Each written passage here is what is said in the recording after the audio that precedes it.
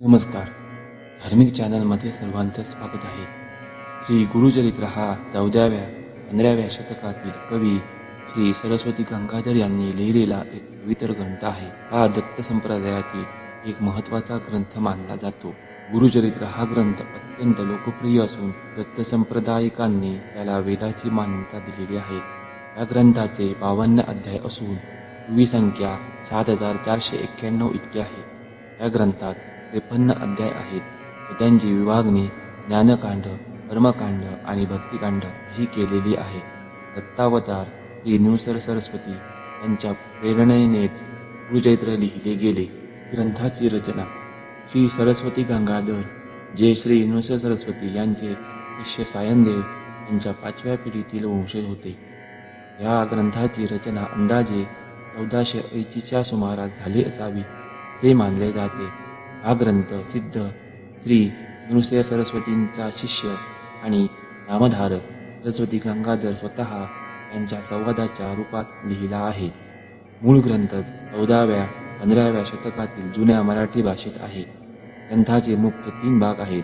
ज्ञानकांड ज्ञान आणि तत्वज्ञान सांगणारा मार्ग, कर्मकांड कर्म आणि आचारांविषयी माहिती देणारा भाग, भक्तिकांड भक्तीचे महत्त्व सांगणारा भाग. या ग्रंथाचे पारायण केल्याने एखाद्या गंभीर संकटातून बाहेर पडण्याचा मार्ग सापडतो. या ग्रंथाच्या वाचनाने कुठल्याही प्रकारची आधिव्याधी आजार याच्या वाचनाने नष्ट होते. त्याने मनुष्य दुःखमुक्त होतो. घरामध्ये गुरुचरित्र वाचनाने नकारात्मक वातावरण नाहीसे होते आणि आनंद, चैतन्य व प्रसन्नता निर्माण होते. पितृदोष व वास्तुदोष यावरही उपाय म्हणून हे गुरुचरित्र पारायण केल्यास प्रभावी अनुभव येतात. विशिष्ट समस्यांवर तसेच लग्न, शिक्षण, करिअर, आरोग्य यामध्ये येत असलेल्या अडचणींवर गुरुचरित्र वाचन केल्यास सकारात्मक अनुभव येतो.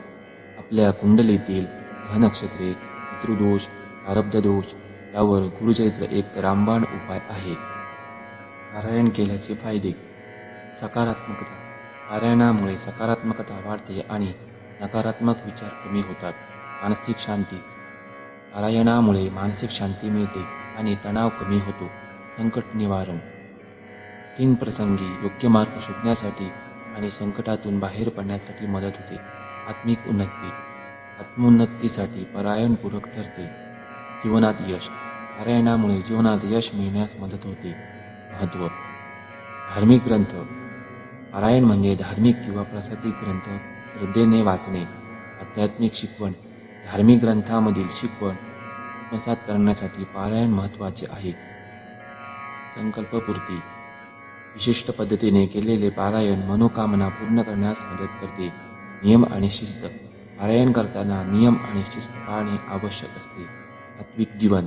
पारायण करताना सात्विक अन्न खाणे आणि ब्रह्मचर्य पाळणे महत्त्वाचे आहे.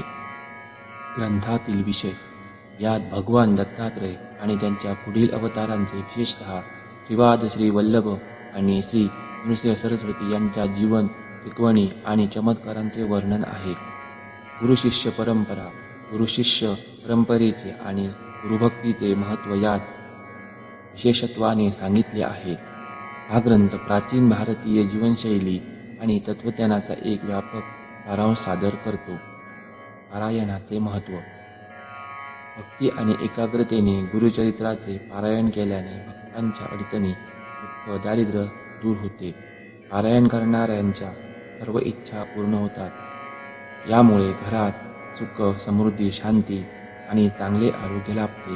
हा ग्रंथ अत्यंत प्रसादिक मानला जातो आणि त्याला वेदांइतकेच महत्त्व आहे. पारायणाच्या पद्धती. पारायण 3 दिवसात, 5 दिवसात किंवा 11 दिवसात करण्याचा प्रघात आहे. यासाठी अध्यायांची संख्या निश्चित असते. गुरुचरित्राचे वाचन. गुरुचरित्राचे वाचन शुद्ध अंतःकरण आणि भक्तिभावाने केले पाहिजे. ग्रंथ नुसता वाचणे पुरेसे नसून शिकवणूक आणि तत्त्वे आचरणात आणणे महत्त्वाचे आहे. ग्रंथाच्या पारायणाने त्यांना गुरुतत्वाची कृपा लागते. श्री गुरुदेव दत्त. अवधूत चिंतन. श्री गुरुदेव दत्त. दिगंबरा दिगंबरा श्रीपाद वल्लभ दिगंबरा. दिगंबरा दिगंबरा श्रीपाद वल्लभ दिगंबरा. दिगंबरा दिगंबरा श्रीपाद वल्लभ दिगंबरा.